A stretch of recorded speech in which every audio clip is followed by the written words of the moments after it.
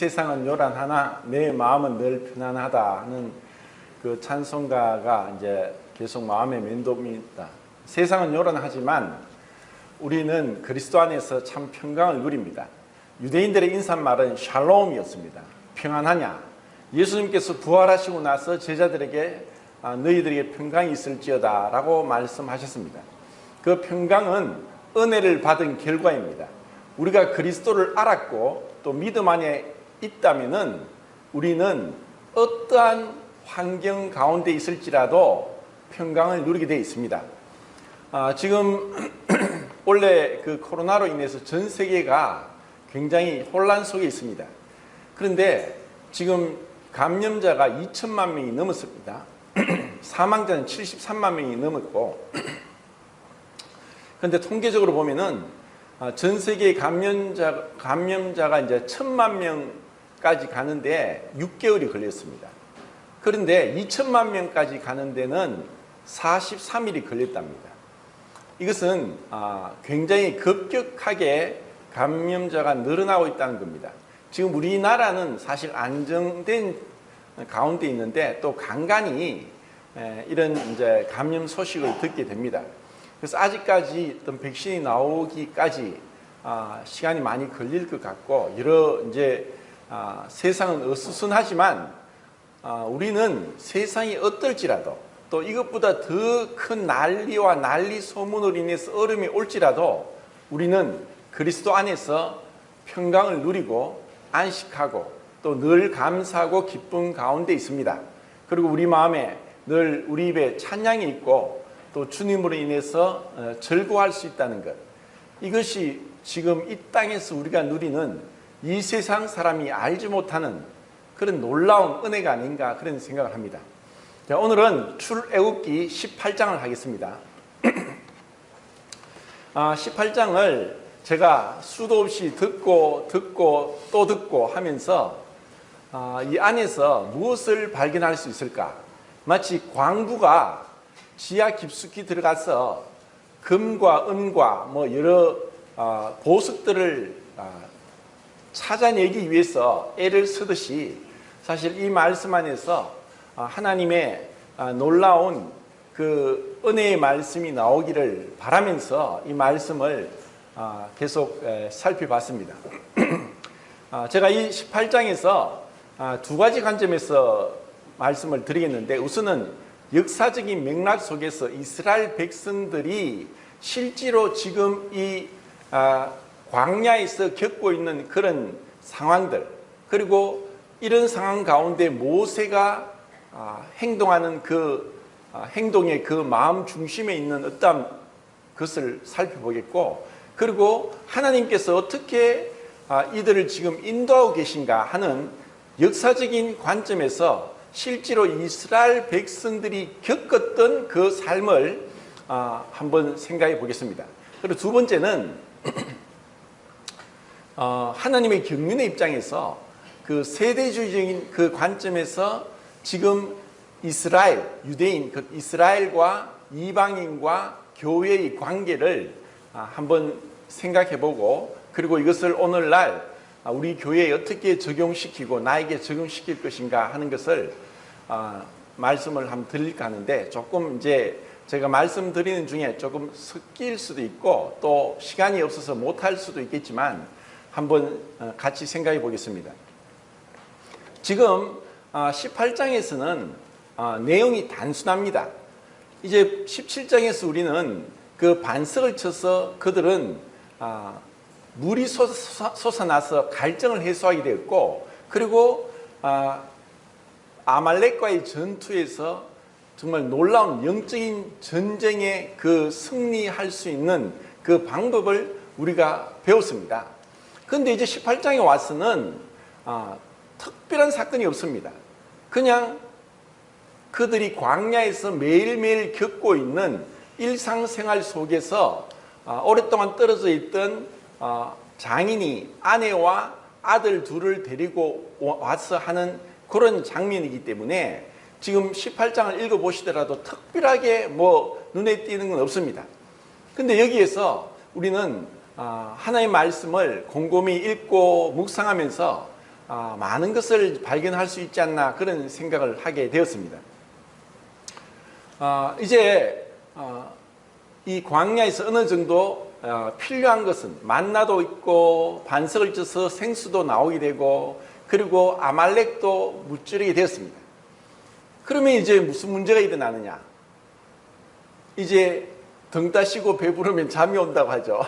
근데 이제 그들에게 문제가 없고 다 문제가 사라진 것 같았지만 그런데 문제는 여전히 존재하고 있었습니다. 그것은 무슨 문제냐? 자기들끼리의 다툼이 있습니다. 자기들끼리 분쟁이 있고 또 이것으로 인해서 모세에게 와서 그들의 분쟁을 해소하고자 했고 그리고 그들 나름대로 하나님의 뜻을 알고자 했습니다. 내가 만니 네가 올리 하는 서로 다툼이 일어나게 됐던 것을 보게 됩니다. 그리고 이런 다툼이 일어나는 가운데 모세는 아침부터 저녁까지 지금 장정만 해도 20세에서 50세까지 남자만 60만 3,550명인데 여자와 어린아이와 50세 이상을 살펴보면은 적어도 200만 정말 대구 인구만한 그런 많은 이스라엘 백성들이 광야에 진을 치고 있습니다. 그러다 보니까 그들 가운데 여러 가지 그런 다툼이 일어나는 것은 당연한 일입니다. 우리는 한 집에서 소수의 핵가족이 살고 있더라도 의견 대립이 있고 또 뭐 사소하지만 말다툼도 있고 또 이것이 심하면은 뭐 큰 싸움이 일어나고 뭐 급기야 돌아서기까지 하는 이러한 일들을 비일비재하게 겪고 있기 때문에 이스라엘 백성들이 지금 이와 같은 분쟁 가운데 다툼 가운데 그들 나름대로 이것을 하소연하기 위해서 어떻게 하든 해결하려고 하니까 자기들끼리 해도 해결이 안 되니까 결국은 모세에게 옵니다. 근데 모세에게 오는데 그 사람이 너무 많은 거예요. 그럼 모세는 아침부터 저녁까지 계속 그들의 분쟁의 원인을 듣고 그 얘기를 듣고 어떻게 이걸 해결해야 될 것인지 또 어떻게 하나님 뜻이 무엇이고 하나님의 말씀이 어디에 있는지 그것을 하나하나 해결하다 보니까 하루 종일 그렇게 시간이 얽매여서 꼼짝을 못하는 그러한 모습을 장인인 이드로가 보게 됐습니다. 여기서 이제 제가 한번 곰곰이 생각한 것은 그럼 이스라엘 백성들에게 있어서 이와 같은 그 분쟁의 원인이 무엇일까? 사실 이것은 특별한 것도 아니고 그리고 우리와 상관없는 것도 아니고 우리가 매일매일 겪고 있는 문제입니다. 이것이 뭐 작은 분쟁이라서 그냥 해결될 수도 있지만 해결이 안 되다 보니까 이것을 어떻게 해결할까 해서 모세에게 찾아오는데 그 수가 너무 많다는 것입니다. 끊임없이 그렇게 밀려와서 모세에게 이 분쟁을 해결해 달라고 하소연을 하고 있는 그런 상황을 장인 이드로가 보게 되었던 것입니다. 자, 그러면 이런 분쟁들을 우리는 또 어떻게 바라봐야 될까? 잠언 18장 17절에는 이런 말씀이 있습니다. 송사에 원고의 말이 바른 것 같으나 피고가 와서 그것을 밝히느니라 라고 있습니다. 자, 우린 살아가면서 수많은 얘기들 듣고 됩니다. 소문도 듣고 또 여러 가지 뭐 좋지 않은 소식도 듣고 직접은 아니지만 이런 사람들의 말들을 듣게 됩니다. 그런데 모세는 그들을 다 불러서 재판을 했다고 했습니다. 사실 어떤 판사가 어떤 일을 분쟁을 해결하는데 원고의 말만 듣고 판단하겠습니까? 아니면 피고의 말만 듣고 판단하겠습니까? 원고와 피고를 같이 불러서 대질 신문을 하고 잘잘못을 따지게 됩니다. 그리고 그것이 부족하면 증인도 요구하고 증거물 뭐 이런 것들을 통해서 공정한 재판을 하려고 합니다. 이것은 당연한 것이죠. 그런데 실제로 우리의 삶 가운데 이렇지 못한 것이 참 많다는 것입니다. 우리는 사실 그렇습니다. 연륜이 오래되고 신앙적으로 여러 부분에 있어서 앞선다 할지라도 우리는 불완전하기 때문에 실수할 수 있고 또 잘못된 판단을 내릴 수 있고 여러 가지 이유가 있습니다.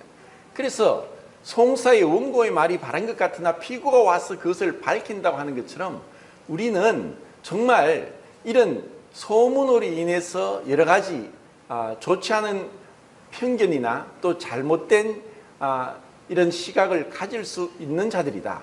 그리고 실제로 또 우리 모임에, 미국에 있는 우리 모임에서 사실 이제 우리나라도 지금 그렇지만 뭐 미투 해서 미국은 사실 더 합니다. 근데 모임에 한 어떤 젊은 그 이혼녀가 왔는데 자기가 볼 때 그 교회 장로 일을 하고 있는 한 형제님이 너무 자기가 볼 때 이제 마음에 들지 않았습니다. 그래서 이 교회 온 지 얼마 안 된 젊은 이혼녀가 그 장로가 자기를 성추행했다고 얘기를 했습니다. 그래서 교회가 난리가 났습니다. 그래서 그 장로의 아내와 자녀들은 심한 정신적인 충격을 받게 되고 결국 교회에서 징계가 내려졌습니다. 그런데도 그 성추행을 했다고 했던 그 장로는 근신하면서 교회에 계속 있으면서 집회에 참석하고 예배를 드리면서 주님 앞에 묵묵히 변명 없이 그렇게 섬기고 있었습니다. 시간이 몇 년이 지나서 마트에서 어떤 그 교회 자매님이 그 젊은 이혼녀가 그런 얘기를 하고 다른 교회를 가버렸는데 만났습니다. 근데 그 젊은 이혼녀가 이야기를 합니다. 그 교회 그 장로 잘 있냐? 내가 마음에 들지 않아서 헛소문을 퍼뜨렸는데 지금 잘 있냐? 이런 얘기를 했다는 겁니다. 자, 이것이 실제로 일어난 모임에서 일어난 일입니다. 특별히 이러한 부분에 있어서는 지금 사실 한쪽에서 연약한 자의 그 입장에서 이것을 판단하기 때문에 많은 혼란이 있을 수 있습니다. 그리고 실제로 따지고 보면은 이 세상은 많은 부조리한 세상이라는 것을 우리는 압니다. 무죄한 자가 억울하게 감옥에 들어가 있는 것도 많고 정말 흉악한 자가 뻔뻔스럽게 그렇게 사람들에게 추앙을 받고 있는, 그렇기 때문에 이 땅에서는 다 사람들의 판단이 불완전합니다. 주님이 오실 때까지 기다려야 됩니다. 이것을 우리는 항상 이제 생각을 해야 됩니다. 자, 그러면 여기서 이스라엘 백성들이 모세에게 와서 이런 많은 송사거리를 가지고 와서 재판을 하고 있는 이 광경을 한번 생각해 봅시다. 우리가 만약에 그 가운데 있다면은 우리도 살다 보면은 그런 분쟁에 휘말릴 수도 있고, 또 아니면은 억울한 누명을 뒤집어 쓸 수도 있고, 아니면은 뭐 정말 뭐 교묘하게 해서 이간질에 말려들 수도 있고 많은 문제들이 있습니다. 그런데 자기들은 얼마나 답답하고 힘들겠습니까? 그들이 할 일이 무엇입니까? 모세에게 가는 겁니다. 그런데 그 많은 사람들이 모세에게 가니까 모세는 아침부터 저녁까지 쉴 틈이 없습니다. 여기서 우리가 무엇을 봐야 되는가? 자, 이스라엘 백성들의 모습이 어떤 모습인가? 제가 보통 새벽에 좀 일찍 일어나는데 얼마 전에도 새벽 3시 반에 제가 좀 커피를 마시려고 하는데 저희 집이 이제 좀 오래된 아파트라서 앞동과 거리가 좀 가깝습니다. 그런데 그 새벽인데, 새벽 3시 반인데 건너편에서 갓난 아이가 우는 거예요. 계속 우는 거예요. 소리가 다 들려요. 그래서 생각을 했습니다. 참, 이 갓난아이는 뭐 배가 고프든지 몸이 아프든지 뭔가 불편하든지 말은 못하고 그냥 울어제끼면 됩니다. 그러면 그 엄마는 잠을 자겠습니까? 못 잡니다. 왜 아픈지, 왜 우는지, 어디가 불편한지, 뭐가 잘못되어 있는지 이래 살피고 저래 살피고, 그래 울음을 달래려고 말이 통합니까? 뭐 어리고 업었다가 안았다가 그렇게 하면서 잠도 설치고 하겠죠. 자, 이러한 모습이 사실 우리가 살아온 삶입니다. 우리는 어릴 때 그렇게 살았습니다. 우리는 그냥 원하는 것을 요구하고 보채고 울고 하면은 우리 어머니가 다 챙겨줍니다. 이것이 어린아이의 모습입니다. 그리고 또 커서도 보면은 아이들이 뭐 유치원을 가든지 또 뭐 초등학교를 가든지 아이들이 자라면서 학교에 가서 친구들끼리 싸우기도 합니다. 그럼 그런 얘기를 들으면 또 부모로서 마음이 아프죠. 이것은 어른들도 마찬가지인데 사실 아이들이 이렇게 싸우는 걸 가만히 보면은 별것 아닌 거 가지고 싸웁니다. 뭐 장난감을 가지고 뭐 자기가 내 걸 친구가 가지고 더 많이 놀았다는 둥, 내 것을 뺏어 갔다는 둥, 내 것을 부숴뜨렸다는 둥, 나름대로 다 이유가 있죠. 그런데 그것으로 인해서 아이들이 다투는 거예요. 그럼 조금 이제 어른된 입장에서 그런 일을 당하면 그래 내가 참지 뭐 그럴 수 있지 하고 지나가면 되는데 그게 안 되니까 싸우는 거예요. 이스라엘 백성들이 왜 그렇게 송사거리를 모세에 가지고 옵니까? 아 그래 내가 잘못했어. 미안해. 그거는 내 본의가 아니었어. 실수였어. 그러면 끝날 문제인데 죽어도 내가 잘했다. 네가 틀렸다. 이 잘잘못을 끝까지 따지고 그것을 양보하지 않고 그리고 내가 죽지 않고 그러다 보니까 이게 분쟁거리가 되는 거예요. 그리고 이것을 정말 그들도 다 큰 어른인데 실제로 생각해 보면은 문제가 없습니다. 아침마다 만나가 내리죠. 고된 노동을 해야지 먹고 살았던 애굽에서의 종살이가 아닙니다. 그리고 광야지만 반석을 치니까 물이 나왔습니다. 낮에는 구름 기둥으로 밤엔 불 기둥으로 추위와 더위를 막아줍니다. 그리고 고기가 먹고 싶다니까 고기도 줍니다. 그들은 문제가 없습니다. 그런데 그들끼리 또 다투고 문제가 계속 일어나고 있는 이런 상황이 끊임없이 일어나고 있습니다. 그래 미안해. 아이고 내가 잘못했어. 이 마디가 그렇게 쉽지 않습니다. 저도 사실 그렇습니다. 그래 미안해. 내가 남을 불편하게 하지 않고 남을 존중하고 남을 사랑하고 아낀다면은 내가 희생하는 것이 맞습니다. 어린아이가 계속 울으셨겠는데 그 아이를 붙들어 놓고 네가 왜 우냐? 네가 울어서 되겠느냐? 네가 아직까지 이렇게 울 때냐? 하고 나무라고 훈계한다고 되겠습니까? 그냥 엄마가 다 떠안고 아기를 그냥 달래는 길밖에 없습니다. 그런데 지금 이스라엘 백성들은 이런 다툼이 계속 일어나니까 사실 조금이라도 생각한다면은 이런 생각할 수 있습니다. 그래 내가 정말 억울해서 모세에게 왔는데 보니까 많이 줄을 서 있는 거예요. 그럼 내 차례가 되려면 시간이 많이 걸려. 근데 앞에서 계속 그렇게 하는데 다들 억울하고 또 답답하고 어떻게 하든 이걸 해결하려고 오긴 왔는데 모세를 생각해 봅시다. 모세가 얼마나 힘들까? 그런 생각한다면 그래 내가 미안하고 돌아서고 그냥 해결할 수 있을 건데 그렇지 않았습니다. 그래서 장인이 이도로가 와가지고 네가 이건 옳지 못하다 왜 이렇게 하느냐 이게 뭐냐. 그러니까 이 장인 이도로는 나이도 많고 연륜도 있고 경험도 있고 지혜로워서 이건 옳은 게 아니다. 네가 정말 능력이 있는 자 세 가지를 얘기합니다. 그것이 이제 16절부터 22절까지인데 한번 읽어보겠습니다. 16절부터 22절까지 시작.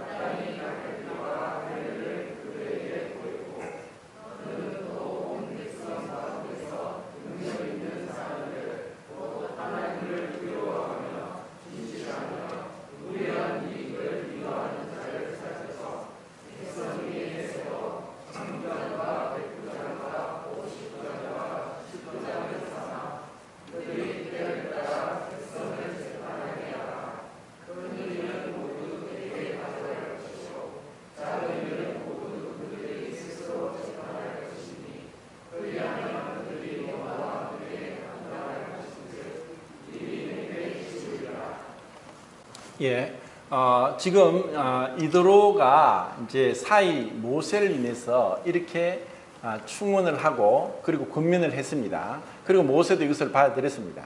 그리고 이드로가 어떠한 자인지 모르지만 아브라함의 후손입니다. 그드로가 낳은 미디안의 그 족속이고 또 제사장이라고 했습니다. 그리고 이제 사이를 오랜만에 보고 이런 충고를 하는 것을 볼 때 상당히 지혜롭다고 생각합니다. 그래서 여기서 우리는 정말 이 부분을 깊이 생각을 해야 되는데, 이드로가 이야기한 것은 네 혼자 이렇게 감당하는 것은 옳지 못하다. 그래서 능력이 있는 자 세 가지를 이야기하죠. 첫째, 하나님을 두려워하는 자. 두 번째, 진실한 자. 세 번째, 불의한 일을 미워하는 자. 불의한 이익을 미워하는 자. 이 세 가지를 얘기합니다. 그래서 이것을 볼 때 진짜 능력은 뭐 똑똑하고 또 판단력이 있고 그런 자가 아니라 하나님을 두려워하고 진실되고 불의한 이익을 미워하는 자를 천부장, 백부장, 50부장, 10부장을 세워서 그들이 그것을 재판하게 해라. 그리고 그렇게 해도 안 되는 부분을 모세가 그것을 재판을 하는 것이 옳다 하고 얘기를 했고, 모세도 그 말을 따라서 그렇게 하게 되었습니다. 자, 이것을 볼 때 이 장인이 사이에게 큰 선물을 주었고 좋은 방안을 제시했고 그렇게 한 것 같습니다. 자, 여기서 제가 한 가지 질문을 드리겠습니다. 자, 모세는 그러면은 이런 상황 가운데서 모세가 행한 행동과 또 모세가 이것을 받아들인 것들을 어떻게 볼 수 있습니까? 제가 정말 오늘 말씀드리고 싶은 것은 이 모세를 한번 보자는 겁니다. 모세는 이런 상황 가운데서 힘들다고 도망가지도 않았고 불평하지도 않았고 원망하지도 않았고 묵묵히 그 일을 계속 감당했습니다. 정말 충성스러운 종이 무엇인가 하는 것을 모세를 통해 볼 수 있습니다. 한편으로 생각할 때 모세를 향해 많은 비난을 할 수 있습니다. 모세, 당신 정말 지혜가 없다. 이게 무슨 짓이냐. 그리고 뭐 서로 분쟁이 있어서 송사건을 가져와서 재판을 하려고 하는데 내가 와서 기다리려고 하니까 하루 종일 기다려야 되는데 이게 무슨 말, 이게 너무 힘들다 하고 오히려 불평할 수 있습니다. 그리고 모세의 판단력과 모세의 통솔력을 비난할 수 있습니다. 모세, 당신은 왜 이쪽으로 끌고 와서 우리를 힘들게 하느냐? 우리가 언제 약속의 땅에 가느냐? 왜 광야가 끊임없이 있느냐? 왜 앞으로 어떤 일이 일어날지 얘기해 주지 않고 좀 지혜롭게 계획을 세워서 앞으로 가면 무엇이 있고 어떤 일이 있을 것이다는 어떠한 얘기도 없고 그냥 무작정 그냥 이 사막길을, 광야를 걸어가야 되느냐? 당신이 진짜 지도자로서 문제가 많다. 이렇게 모세를 비난 공격할 수도 있을 것입니다. 사실 모세는 자기도 그냥 하나님에 의해서 못합니다. 저는 입이 뻣뻣하고 혀가 둔한 자입니다. 저는 자격이 없습니다. 저는 안 됩니다. 보낼 만한 사람을 보내소서. 나는 할 수 없습니다. 계속 부인을 했습니다. 그런데 하나님이 모세를 불렀죠. 그런데 모세가 이런 공격을 받을 만하죠. 아니, 한두 사람도 아니고 이 많은 사람들, 어린아이도 있고 노약자도 있고 많은 가축대도 있는데 왜 이렇게 와서 우리를 힘들게 하느냐 하고 할 수 있습니다. 그리고 왜 지금 이런 송사를 하는데 내가 와서 이건 빨리 해결해야 되고 한데 하루 종일 기다리게 하는 게 이게 뭐냐, 이렇게 할 수도 있습니다. 수많은 얘기들을 들으면서 모세는 그냥 그 자리를 지켰습니다. 충성이 무엇인지를 모세를 통해 볼 수 있습니다. 그래서 하나님은 모세가 충성된 종이다, 내 온 집에 충성된 종이다 하고 모세를 칭찬했습니다. 그런데 우리가 또 안타깝게도 민수기 11장에 보면은 모세가 하소연하는 것도 볼 수 있습니다. 여기 손을 놓고 한번 다시 보겠습니다. 민수기 11장 11절부터 17절까지 한번 읽겠습니다. 민수기 11장 11절부터 17절까지 시작.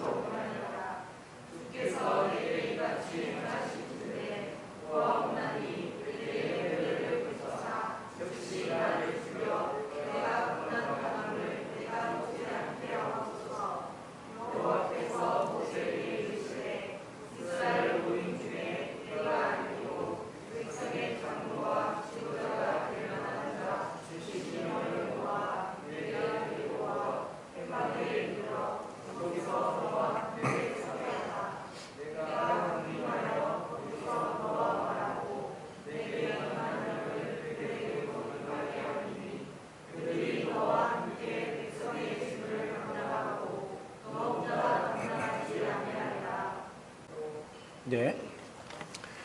또 시간이 지나서 모세가 이런 불평을 하는 것을 우리가 보게 됩니다. 여기서 사실 우리는 너무나 인간적인 모세를 보게 됩니다. 사실 처음에는 정말 자기가 불평하지 않고 그 백성들이 계속 오는 것을 그 자리에 아침부터 저녁까지 계속 그걸 몇 날 며칠 계속 하고 있었던 것을 우리는 보게 됩니다.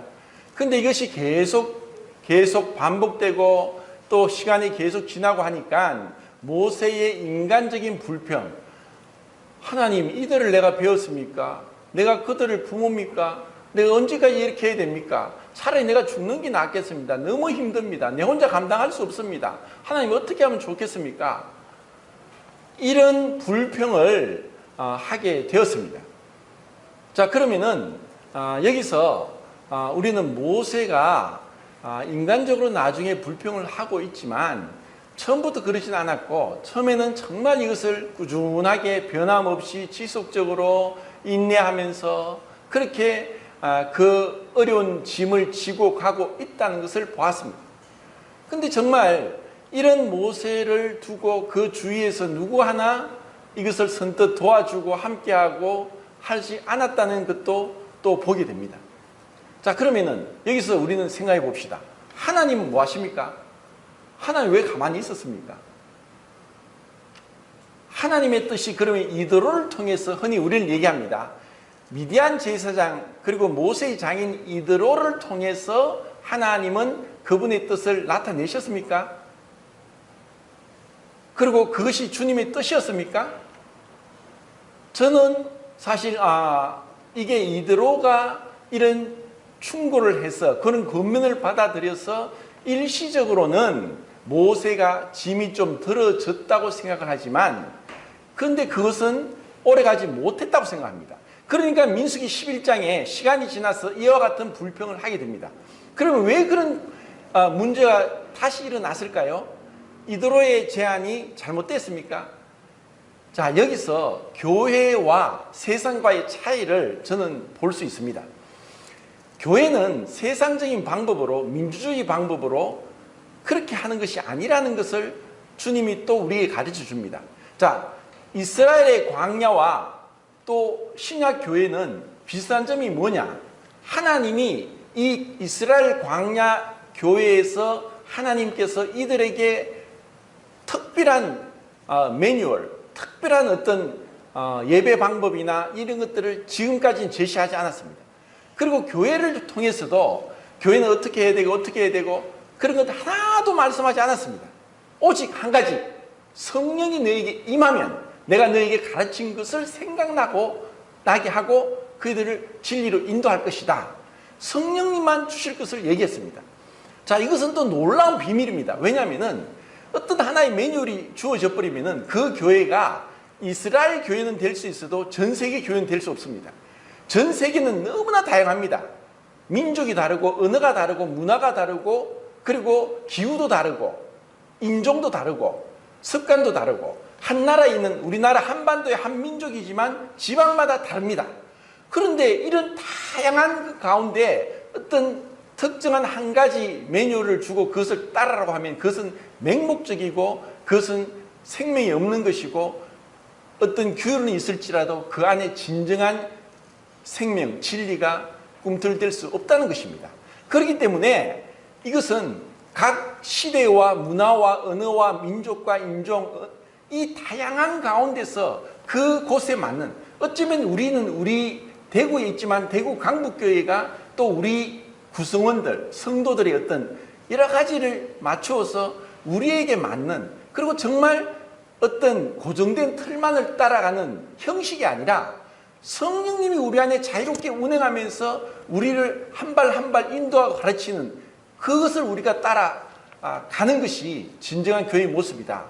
그리고 때로는 우리가 실수할 수 있습니다. 모세가 이렇게 함으로 인해서 이도로의 제안을 받았지만 이것은 오래가지 못했습니다. 이것은 세상적인 방법입니다. 1000부장, 100부장, 50부장, 10부장. 그런데 이들이 나중에 세워졌지만 또다시 모세에게 와서 모세를 힘들게 하니까 11장에서 이와 같은 불평이 나옵니다. 그러면 왜 그런가? 사람들은 생각합니다. 인정할 수 없어. 당신이 1000부장의 자격이 있어? 100부장의 자격이 있어? 50부장의 자격이 있어? 10부장의 자격이 있어? 인정 못하니까 모세에게 가는 거예요. 자, 그래서 하나님의 방법은 뭐냐? 70인의 장로를 세웠습니다. 그리고 그들에게 정말 요구되는 것은 너에게 준 성령을, 하나님의 신을 그들에게 주겠다.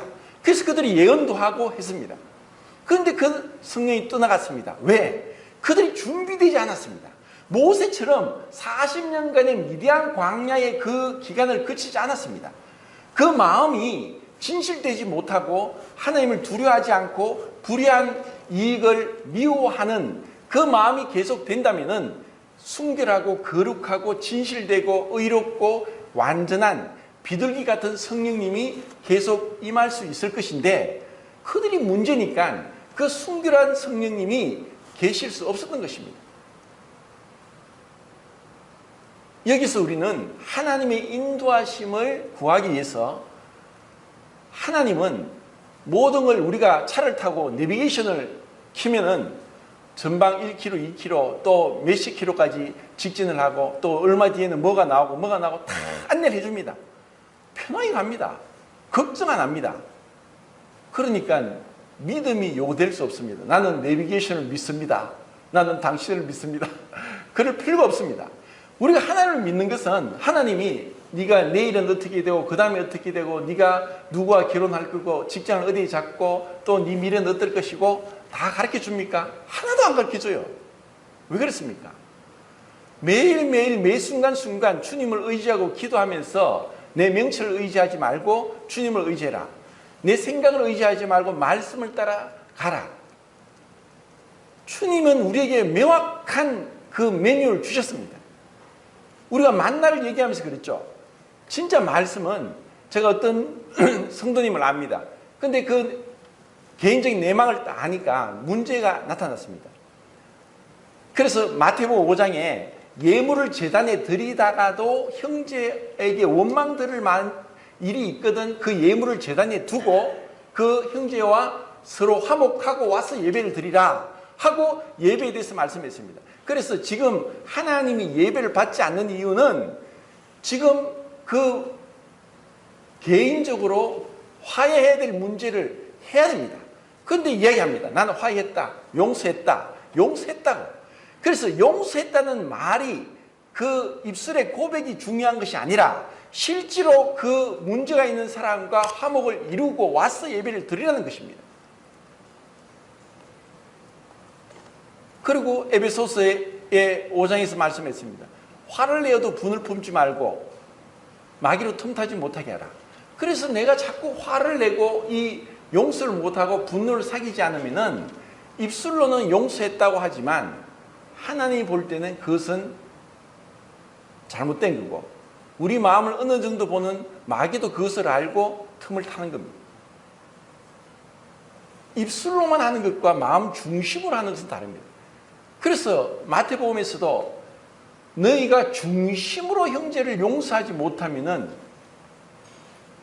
하늘에 계신 너희 아버지께서도 너희를 용서하지 않으시리라. 우리가 용서하지 못할 사람이 어디 있습니까? 어떤 사람이라도 우리는 용서할 수 있는, 왜? 더 큰 용서를 받았습니까? 하나님으로부터 더 큰 용서를 받았고 그리스도 안에서 하나님과 화목하게 했기 때문에 용서 못할 자가 없는 거예요. 그래서 우리는 마음 중심에 늘 주님의 인도하심, 성령의 음성, 그것을 따라가야 되는데, 우리 안에 욕심이 일어나고 또 잘못된 편견이나 또 우리 안에 해결되지 못한 것들이 있을 때는 입술로는 주님을 따라간다 하고 말씀을 믿는다고 하면서도 순종이 안 일어날 수 있습니다. 믿음의 증거는 순종입니다. 믿음이 뿌리면 열매는 순종입니다. 믿음은 보이지 않지만 순종은 드러납니다. 우리가 말씀을 그렇게 얘기하면서도 정말 성령의 인도하심을 바라기 위해서 한 발 한 발, 때로는 우리는 실수하고 잘못할 수 있습니다. 돌이킬 수 있고, 그리고 또다시 주님 말씀을 붙잡을 수 있습니다. 주님이 원하는 것은 지금 이렇게 말씀한 겁니다. 그리고 정말 주님의 계획은 나중에 나옵니다. 그것이 민수기에 나오죠. 그 성막을 통해서 제가 전에 그림도 그렸듯이 동서남북, 유다, 이사갈, 스불론이 동쪽에 있고, 그리고 남쪽에 르우벤과 시몬과 가시 진을 치고, 그리고 서쪽에 에브라임과 므낫세와 베냐민이 진을 치고, 북쪽에 갓과 아셀과 납달리가 진을 치게 했습니다. 그래서 행진할 때 진을 치는 것, 이 모든 것을 하나님이 정확하게 그 메뉴를 주시고 보여주셨습니다. 그리고 나중에 이들을 재판하기 위해서는 레위인들을 통해서 이들을 재판하게 하고, 이스라엘 각 전역에 흩어진 이스라엘에게 레위인들이 48개 성읍을 차지하게 하시고, 그 48개 성읍에서 그 성에 있는 사람들을 재판하게 하고 제사 드리게 하고, 그리고 돌아보도록 하는 일을 맡기셨습니다. 그래서 하나님의 계획은 그 뒤에 있었는데, 자, 여기서 성급하게 지금 문제가 많으니까 지금 이도로의 이러한 권면을 받아서 일을 했지만, 우선은 잘 되는 것 같았지만 시간이 지나서 그것이 제대로 정착되지 못했던 것을 볼 수 있습니다. 여기서 우리는 교회도 이런 많은 실수를 하지 않는가. 하나님께서 택하시고 하나님이 어떤 것을 뜻을 알기 위해서 기도하고 기다리고 앞서 나가지 않아야 되는데, 우리가 자꾸 성령님보다 앞서가는 거예요. 성령을 쫓아 행해야 되는데, 내가 말씀을 주장합니다. 말씀이 나를 주장하고 말씀에 순종해야 되는데, 내가 이 말씀 저 말씀을 주장하면서 전혀 화목이 이루어지지 않고, 그리고 정말 주님을 세우지 않는 그러한 일이 있을 수 있다는 것을 우리는 볼 수 있습니다. 여기서 이스라엘 백성들을 통해서, 자, 주님이 정말 우리로 하여금 그분의 뜻을 구하기 위해서 잠잠히 기다리고, 때로는 더딘 것 같고 어리석고 또 힘든 것 같지만 모세처럼 인내하면서 충성스럽게 피하지 않고 도망가지 않고, 그리고 불평하고 원망하지 않고 주님이 하라고 하신 대로 그 자리를 지키고 있는 충성스러운 모세와 같은 그러한 모습을 우리가 따라가야 되지 않는가, 그런 생각을 합니다. 그래서 정말 우리에게 필요한 것은 능력이 아닙니다. 은사가 아닙니다. 정말 내 마음 중심에 주님을 두려워하고 진실되고, 그리고 불의를 미워하고, 그리고 겸손과 엄유로 충성스럽게 주님이 맡기신 것을 감당하는 것입니다. 자, 이렇게 하다 보니까 이제 나중에 이제 그 사사기 18장 30절을 보면은 모세의 손자 요나단의 아들을 단 지파에서 제사장으로 고용해서 사로잡히는 날까지 그 자손들이 단 지파, 자기를 위하여 제사장을 삼아서 그렇게 했다는 것을 봅니다. 정말 슬픈, 정말 가슴 아픈 역사를 우리는 보게 됩니다. 모세는 그러지 않았습니다. 모세는 우쭐대지도 않았고 군인을 마구 휘잡아서 휘두르면서 군인을 남용하지도 않았고, 그렇다고 자기 아들 게르솜이나 엘리에셀을 세우지도 않았습니다. 그런데 시간이 지나서 그 게르솜의 손자 요나단이, 그 게르솜의 아들이죠, 요나단과 그의 자손들이 자기들이 욕심도 있을 것이고 단 지파가 우리 지파만을 위해서 제사장을 세우자 하면서 명백하게 명령된 하나님의 말씀을 따르지 않고, 그러니까 모세의 자손이 아니라 아론의 자손들을 통해서 제사장을 삼도록 하셨는데, 단 지파는 모세의 자손들을 자기만의 지파의 제사장으로 삼았고 나중에는 그들이 다 사로잡혀 갔습니다. 여기서 정말 우리는 안타까운, 비슷한 것 같지만 정말 명확한 말씀에 조금이라도 빗나가면은 그것은 주님의 뜻이 아니라는 것. 그리고 이것을 우리가 이 땅에서 다 우리가 재판장이 아닙니다. 우리는 율법의 준행자지 재판장이 아닙니다. 그래서 우리가 보는 것도 불완전하고, 또 교회 안에 누룩이 없애야 되지만 가라지가 있는 것도 우리가 봅니다. 가라고 하지만 가라지가 뿌리를 내리고 있는 것도 이 교회의 역사를 통해 볼 수 있습니다. 그래서 우리에게 불완전함이 있지만 정말 우리가 이 교회 안에서 모세처럼 힘들고 부당한 것 같고 비합리적이고 모순된 것 같지만 정말 충성되게 주님을 바라보고 묵묵하게 그 길을 담당하는 자들, 그러한 자들이 많을수록 교회가 성숙하고 흔들림이 없고 그렇게 나가는 것입니다. 자, 이제 경륜적인 입장에서, 세대주의 입장에서 이 말씀을 한번 살펴보겠는데, 세대주의적인 입장은 뭐냐면은 이스라엘과 유대인, 이방인을 명확하게 구분하는 것입니다. 그래서 세대주의 입장에서는 교회의 시작은 사도행전 2장부터다. 그리고 에베소서 3장에서부터 이전에는 감추어졌지만 이제 사도 바울을 통해서 교회의 비밀을 이제 드러내셨다. 그리고 그 교회의 비밀은 유대인과 이방인이 한 몸이 되고 한 지체가 되고 한 교회 안에 한 몸이 되게 하는 것이 교회의 비밀이 이제까지 숨겨져 있었지만 이제 나타났다 하는 것을 우리가 따라서 지금 아직까지 교회는 없다. 그런데 여기서 이드로를 통해서 우리는 모세가 주님을 상징하고 이드로가 이방인을 상징하고 모세의 아들 게르솜과 엘리에셀이 그 교회를 상징한다고 분별했을 때 지금 출애굽기 18장은 어디 있느냐? 이것을 오늘 아침에 찰스 헬리 맥킨토시 형제님이 글을 올린 것처럼 천년왕국 때의 모습을 그림자로 보여주고 있다. 여기서 우리가 교리를 끌어낼 수는 없지만 희미하지만 이 교회의 모습이, 교회는 이스라엘을 향한 하나님의 위대한 능력을 바라봅니다. 그러면서 이미 교회의 신부가 된 모세의 그 아들들을 봅니다. 게르솜이라는 것은 게르가 이방인, 나그네, 객이라는 뜻인데 모세가 40세에 그 애굽인을 쳐 죽이고 도망쳤다가 낳은 아들 이름을 게르솜이다. 객이 되었다 하고 이름을 지었습니다. 둘째 아들 이름을 엘리에셀, 하나님은 나의 힘이시다 라고 이름을 지었습니다. 그래서 이것은 출애굽 이전입니다. 그런데 모세가 80세 되었을 때 하나님의 부름을 받고 그 떨기나무 환상을 보면서 그렇게 이스라엘 백성을 구하러 가다가 출애굽기 4장에서 하나님이 또 큰 사건이 일어나게 합니다. 그의 아내 시브라가 그 두 아들 게르솜과 엘리에셀을 할례를 시켜야 되는데 할례를 시키지 않았습니다. 그래서 하나님이 모세를 죽이려고 했습니다. 그때서야 비로소 시브라가 그 두 아들을 할례하고 그 양피를 던지면서 너는 내 피난편이다 하면서 모세를 살리게 되고, 그래서 모세는 그 아내와 두 아들을 두고 혼자서 출애굽의 그 대장정을 시작했습니다.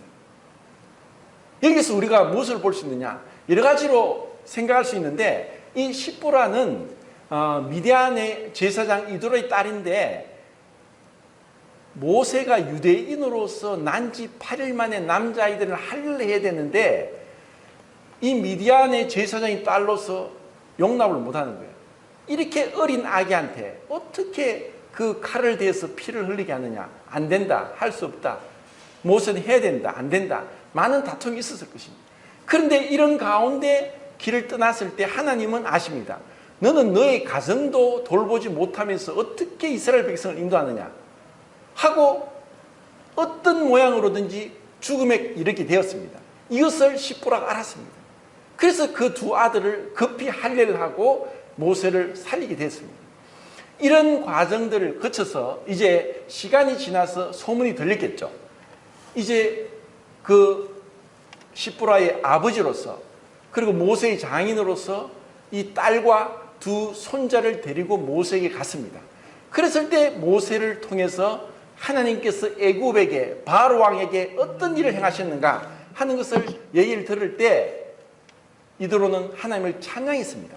그에게는 희미하게나마 하나님에 대한 믿음과 큰 지식을 갖게 되었고, 그리고 정말 하나님께 제사를 드리고 하나님을 찬양했습니다. 이런 과정들은 이제 교회가 이제 유대인들이 회복되고 들어와서 천년왕국에 이르게 될 때, 그리고 이방인들이 많이 들어와서 기뻐하면서 한 몸이 될 때에 대한 놀라운 환상을 18장에서 맛보게 해주는 것입니다. 이런 가운데 지금 우리는 자 이제 시간이 다 됐는데 고린도전서 6장을 보겠습니다. 6장